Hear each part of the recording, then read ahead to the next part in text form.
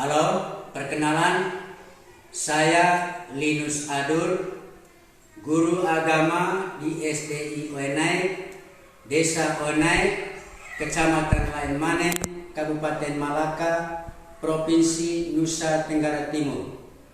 Sekaligus saya sebagai mahasiswa PPG dalam jabatan di LPTK Santo Yakobus Maroke. Pada hari ini, Jumat 13 Januari 2023, saya akan melaksanakan uji kinerja video pembelajaran secara luring di SDI Oenai, Desa Oenai, Kecamatan Lain Manen, Kabupaten Malaka, Provinsi Nusa Tenggara Timur. Video pembelajaran ini saya laksanakan dengan tema Roh Kudus menguatkan para rasul. Itu video pembelajaran ujian kinerja saya. Selamat menyaksikan.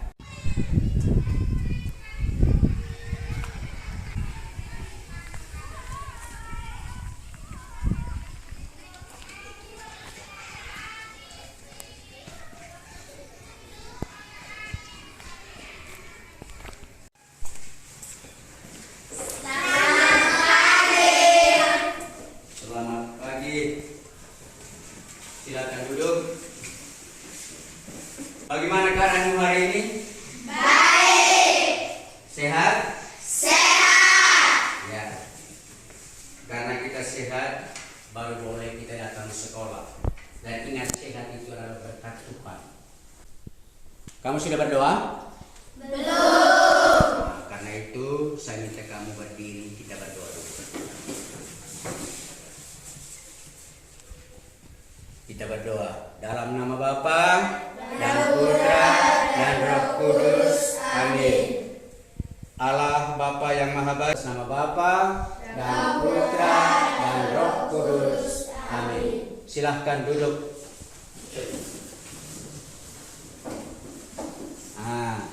Baik, sebelum saya panggil nama, saya ingin jendela di sana itu kau atur dia pun kain itu. Ini juga nona, itu nanti silo.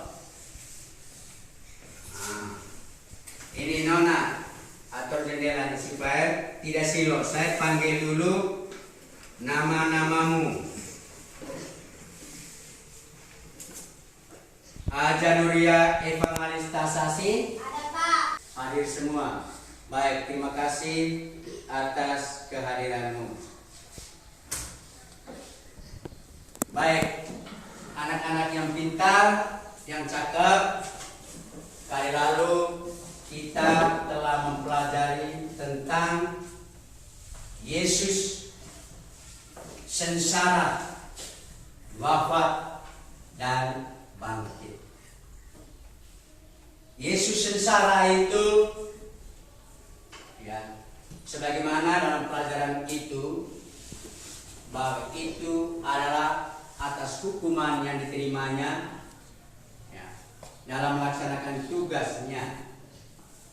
Wafat, dia mati di kayu salib di Gunung Golgota.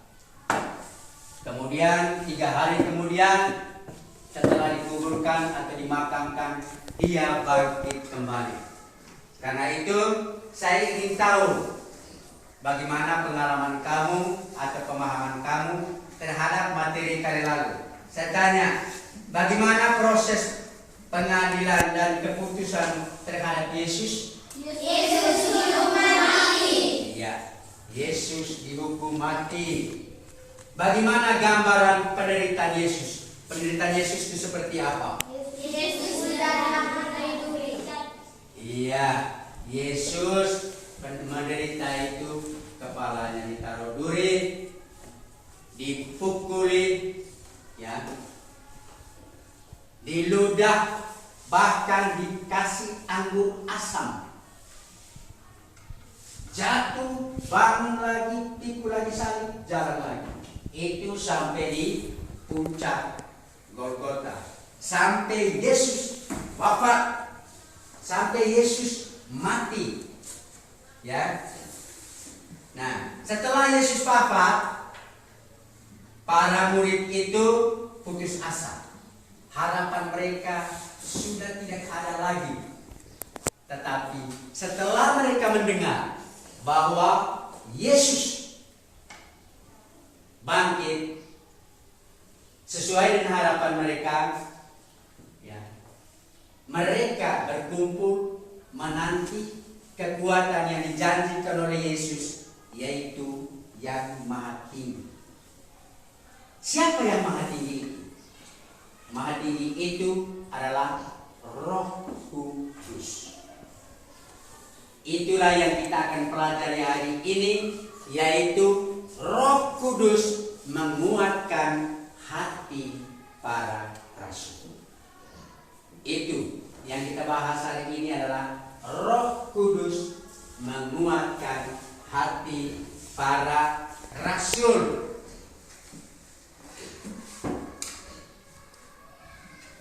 Oleh karena itu, saya mengajak kamu melihat bukumu itu, ya, kita akan membaca tentang Lukas.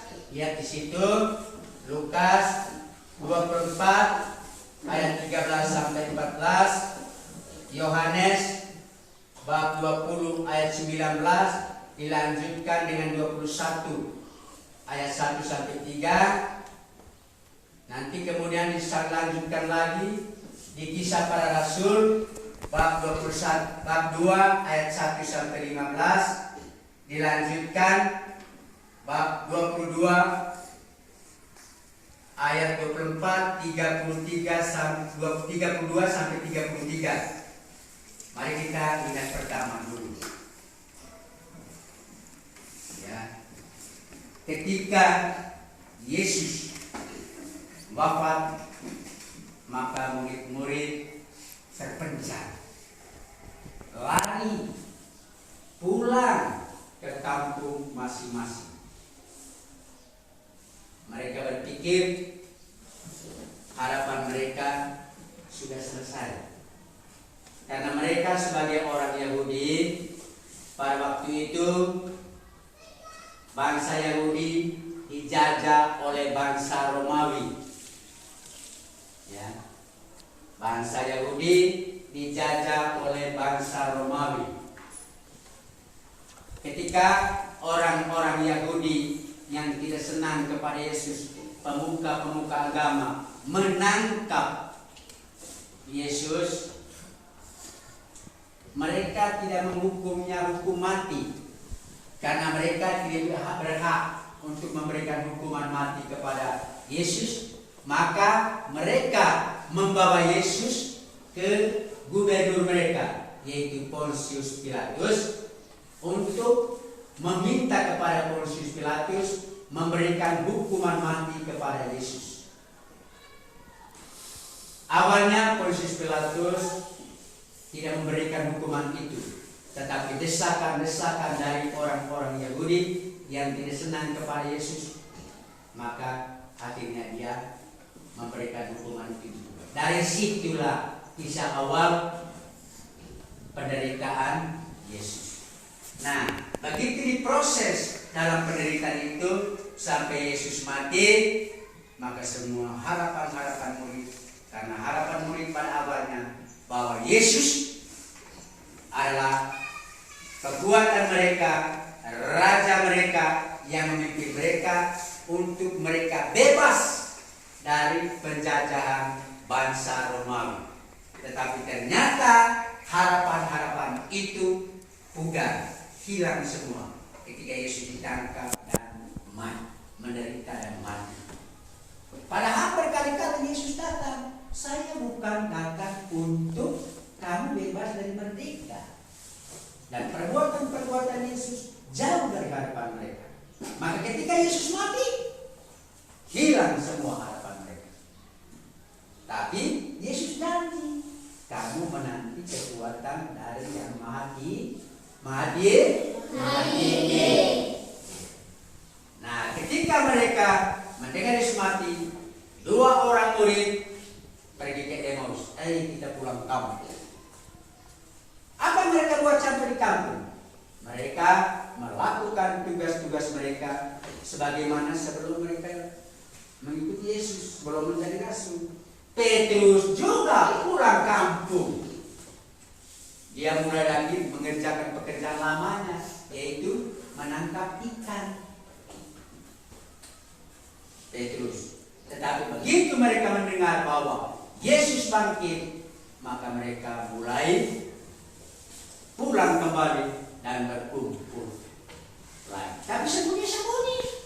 Kenapa mereka sembunyi-sembunyi? Karena mereka takut. Mereka takut pada orang-orang Yahudi. Kenapa mereka takut? Karena mereka takut itu karena orang Yahudi juga bisa saja menangkap mereka. Sedangkan mereka, guru mereka sudah ditangkap, dihukum mati.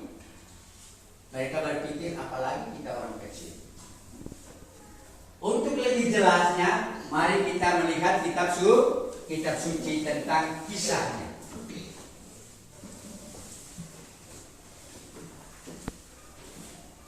Di Lukas bab 24 ayat 13 sampai 14. Lihat di situ, pada hari itu juga 2 orang dari murid-murid Yesus pergi ke sebuah kampung bernama Emmaus yang terletak kira-kira 7 mil jauhnya dari Yerusalem. Dan mereka bercakap-cakap tentang segala sesuatu yang telah terjadi. Ketika hari sudah malam pada hari pertama minggu itu, berkumpullah murid-murid Yesus di suatu tempat dengan pintu-pintu yang terkunci, karena mereka takut kepada orang-orang Yahudi. Pada waktu itu datanglah Yesus dan berdiri di tengah-tengah mereka dan berkata, "Damai sejahtera bagi kamu." Kemudian Yesus menampakkan diri lagi kepada murid-muridnya di pantai Danau Tiberias, dan ia menampakkan diri sebagai berikut. Di pantai itu berkumpullah Simon Petrus, Thomas yang disebut Didimus, Nathanael dari Kana yang di Galilea, anak-anak Zebedeus, dan 2 orang muridnya yang lain. Kata Simon Petrus kepada mereka, "Aku pergi menangkap ikan." Kata mereka kepadanya, "Kami pergi juga dengan engkau."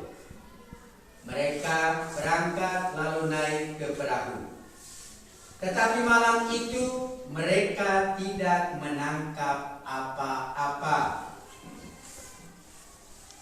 Ketika tiba hari Pentakosta, semua orang percaya berkumpul di satu tempat. Tiba-tiba turunlah dari langit suatu bunyi seperti tiupan angin keras yang memenuhi seluruh rumah di mana mereka duduk. Dan tampaklah kepada mereka lidah-lidah seperti nyala api yang bertebaran dan hinggap pada mereka. Maka penuhilah mereka dengan Roh Kudus. Lalu mereka mulai berkata-kata dalam bahasa-bahasa lain seperti yang diberikan oleh Roh itu kepada mereka untuk mengatakannya. Waktu itu di Yerusalem diam orang-orang Yahudi yang saleh dari segala bangsa di bawah kolong langit. Ketika bunyi itu turun, berkerumunlah orang banyak. Mereka bingung karena mereka masing-masing mendengar rasul-rasul itu berkata-kata dalam bahasa mereka sendiri. Mereka semua tercengang-cengang dan heran, lalu berkata, "Bukankah mereka semua yang berkata-kata itu orang Galilea? Bagaimana mungkin kita masing-masing mendengar mereka berkata-kata dalam bahasa kita sendiri, yaitu bahasa yang kita pakai di negeri asal kita? Kita orang Partia, Media, Elam, penduduk Mesopotamia, Yudea dan Kapadokia, Pontus dan Asia, Frigia, Pamfilia, Mesir, dan daerah-daerah Libya yang berdekatan dengan Kirene. Pendatang-pendatang dari Roma, baik orang Yahudi maupun penganut agama Yahudi, orang Kreta dan orang Arab. Kita mendengar mereka berkata-kata dalam bahasa kita sendiri tentang perbuatan-perbuatan besar yang dilakukan mereka. Mereka semua tercengang-cengang dan sangat termangu sambil berkata seorang kepada yang lain, apakah artinya ini? Tetapi orang lain menyindir, mereka sedang mabuk oleh anggur manis. Maka bangkitlah Petrus berdiri dengan ke-11 rasul itu, dan dengan suara nyaring ia berkata kepada mereka, hai kamu orang Yahudi dan kamu semua yang tinggal di Yerusalem, ketahuilah dan camkanlah perkataanku ini. Orang-orang ini tidak mabuk seperti yang kamu sangka, karena hari baru pukul 9. Demikianlah sabda Tuhan. Kita telah mendengar semuanya. Sebelum kita masuk ke dalam kelompok, kamu dengar sedikit dulu tentang kisah tadi agar saya memberikan penjelasan sedikit. Seperti tadi saya sudah katakan kepada kamu bahwa rasul-rasul itu mereka tidak kuat dalam percaya. Kenapa? Karena ketika begitu mereka mendengar bahwa Yesus mati, mereka terpencah. Mereka pulang ke kampung masing-masing, mengerjakan pekerjaan yang selama ini mereka lakukan sebelum menjadi murid Yesus. Nah, ketika itu mereka berpikir, karena Yesus pernah janjikan yang mati. Ketika mereka mendengar bahwa Yesus hidup lagi atau bangkit, mereka mulai bersemangat lagi dan kembali berkumpul. Ketika mereka sedang berkumpul, maka Yesus menampakkan diri. Tadi kamu ingat toh? Apa yang Yesus bilang? Damai sejahtera bagi kamu. Inilah penampakan yang pertama Yesus kepada murid-murid. Dan setelah itu ada lagi satu peristiwa yang paling besar tadi dalam bacaan kita itu, yaitu Roh Kudus turun atas para rasul. Dan ketika Roh Kudus turun atas para rasul berupa angin, lidah-lidah api dan lain-lainnya, mulailah kepercayaan mereka bangkit lagi. Mereka tidak takut lagi, mereka berani. Karena orang-orang di situ, pada waktu Roh Kudus turun itu tadi kita dengar, mereka berkumpul dari berbagai suku di situ dan menggunakan bahasa masing-masing. Tetapi mereka saling memahami. Orang-orang sendiri, hei dengar, mereka mabuk anggur manis. Tapi tiba-tiba Petrus berani bangun dan, wahai saudara-saudara, apa yang kamu sangkakan itu tidak benar.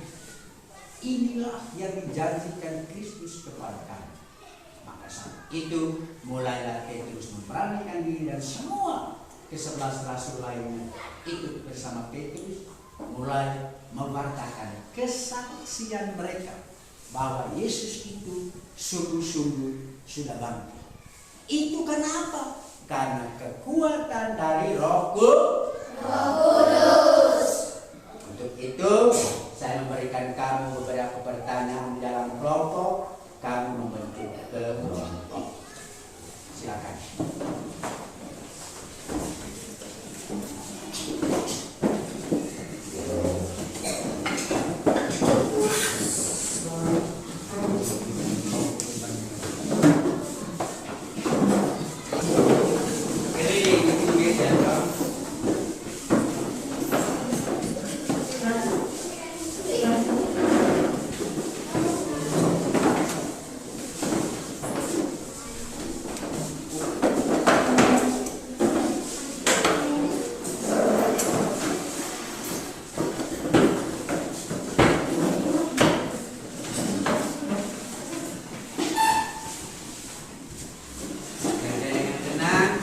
diskusikan di dalam kelompokmu soal-soal ini.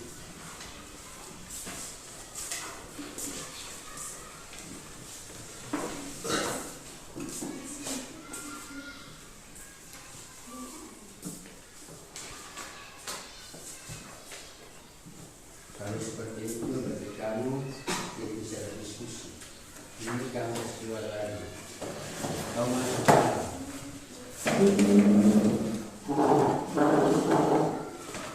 Nanti kau kasih keluar seperti mereka dulu bisa diskusi. Itu satu kasih keluar. Kau depan.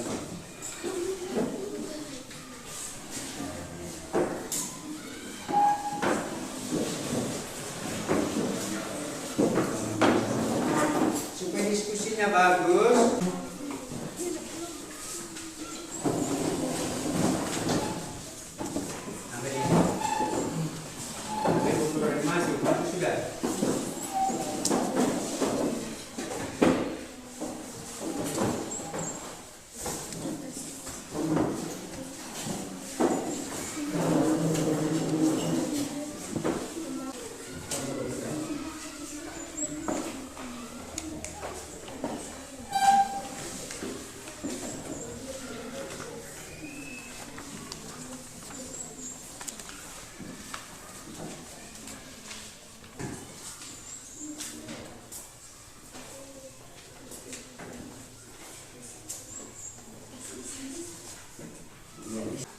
Keluar sudah? Kelompok 3?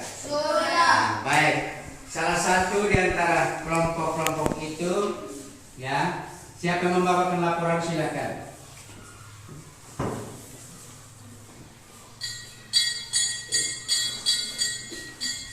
Selamat pagi.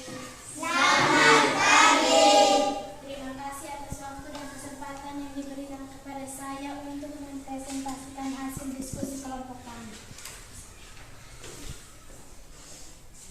Pertama, apa yang dialami para rasul Yesus setelah Yesus wafat? Setelah Yesus wafat, para murid menjadi ketakutan. Oke, makasih. Sekarang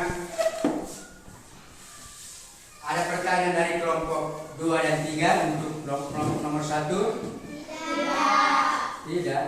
Oke, baik. Silakan pulang dan kelompok 2.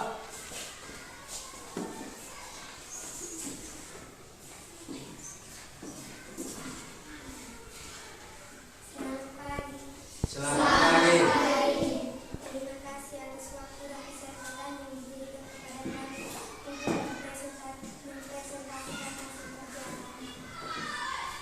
Pertama, apa yang dialami para rasul Yesus setelah Yesus wafat? Jawab, para murid pulang kampung. Apa? Para murid? Para murid pulang kampung. 2. Sabar. Para murid pulang kampung.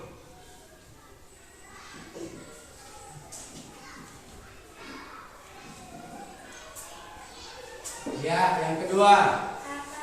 Apa yang mereka perbuat setelah Yesus wafat? Mereka melakukan pekerjaan mereka masing-masing. Ya, mereka melakukan pekerjaan mereka masing-masing. Mereka melakukan pekerjaan. Pekerjaan yang mana? Mereka melakukan pekerjaan mereka.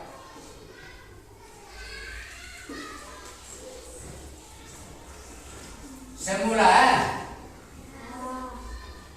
ya, terus. Tidak, mengapa mereka kembali ke kampung dan menjalankan pekerjaan seperti semula? Karena mereka takut ditangkap orang Yahudi. Iya, karena mereka takut ditangkap oleh orang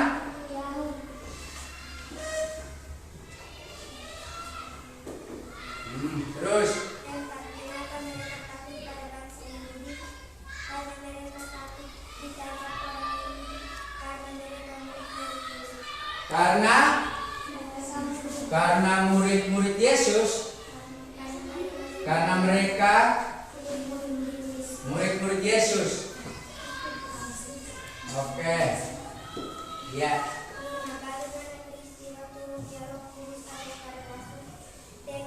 Dengan berbagai lambang bunyi seperti tiupan angin, lidah-lidah seperti nyala api. Dengan berbagai lambang. Dengan berbagai lambang.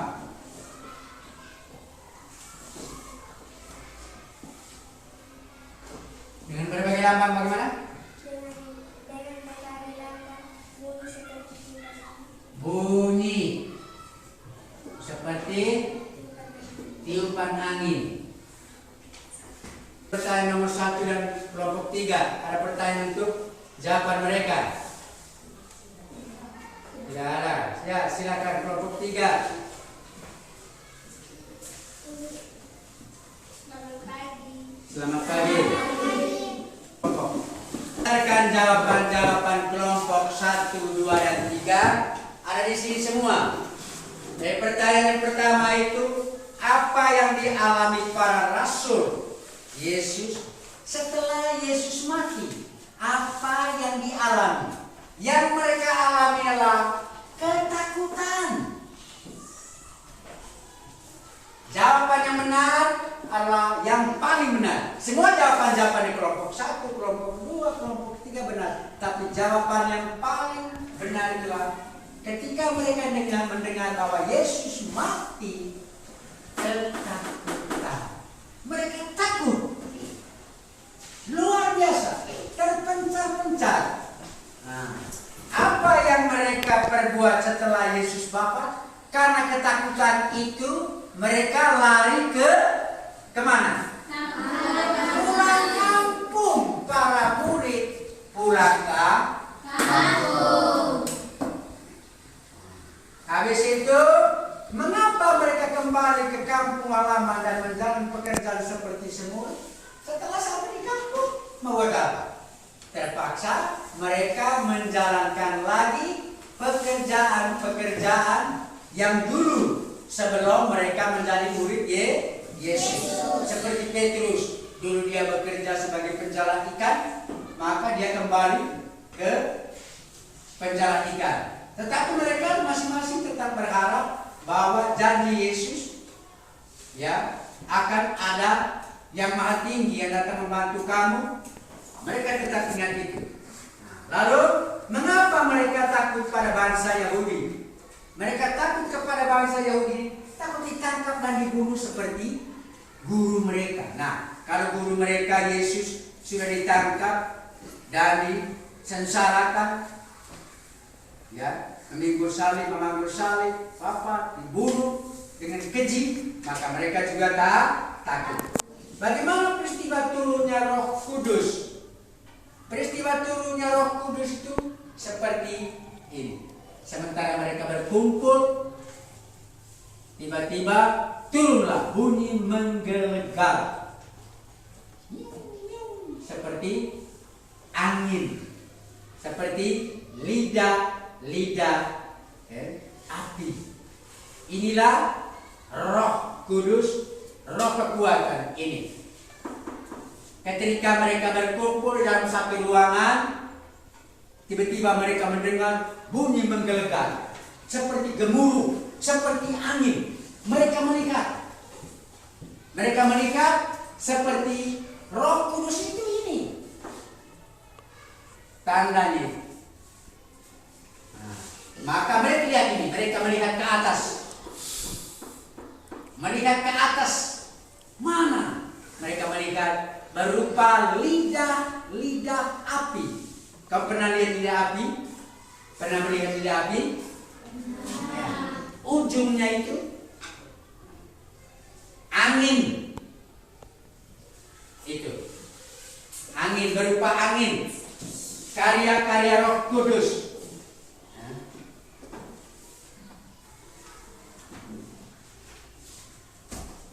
Jadi ketika para murid sedang berkumpul, mendarat mereka mendengar bunyi seperti tiupan angin dan melihat lidah-lidah seperti nyala api, dan bahasa mereka pun mampu dipahami oleh banyak orang yang berbahasa berbeda. Itulah karya Roh Kudus. Roh Kudus itu mampu mempersatukan semuanya. Kalau tidak ada Roh Kudus, saat ini kau tidak bisa berbuat apa-apa. Karya Roh Kudus, Roh pemersatu. Sebelumnya rasul-rasul itu mereka terpecah, lari pulang ke kampung. Tetapi dengan Roh Kudus mereka dikuatkan kembali untuk menjadi saksi Kristus dan mereka bersatu kembali. Ya. Lambang, apa lambang dan semangat? Roh Kudus memberi semangat pada para rasul untuk berani bersaksi akan peristiwa wafat dan kebangkitan Yesus. Jadi pemahaman berbagai bahasa melambangkan bahwa Roh Kudus adalah Roh pemersatu. Roh Kudus adalah beraikan mereka dengan berbagai bahasa. Dengan Roh Kudus yang tercerai-berai itu bersatu kembali. Ya. Berbagai lambang-lambang Roh Kudus. Roh Kudus juga dilambangkan dengan air. Kamu pernah lihat air berkat di gereja? Di mana-mana air itu adalah lambang. Dulu dalam perjanjian lama, Musa itu dibawa oleh air, tapi Musa diselamatkan oleh air. Pada waktu dipermandikan juga ada juga percikan air. Yesus sendiri juga dipermandikan di dalam air. Jadi Roh Kudus itu Roh pemersatu dan nama Roh Kudus berupa-rupa.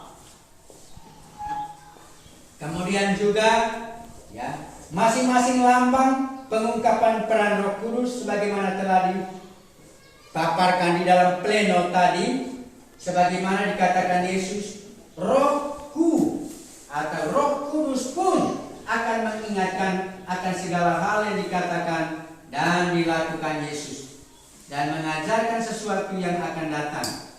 Dengan kehadiran Roh Kudus, karya keselamatan Allah tidak berakhir dengan wafat Yesus, melainkan berlanjut dengan kehadiran Roh Kudus hingga akhir zaman. Yesus sudah tidak ada di dunia ini. Yesus sudah mati. Tetapi Roh Kudus, Roh Yesus sendiri, Roh Tuhan sendiri berkarya dalam perjalanan hidup kita dari dulu, sekarang, dan sampai kapanpun. Jadi mungkin sampai di situ dulu pelajaran kita hari ini. Remedial nanti ada, tapi itu kita kali depan saja. Mari kita bangkit berdiri dan kita berdoa menutupi pertemuan kita hari ini.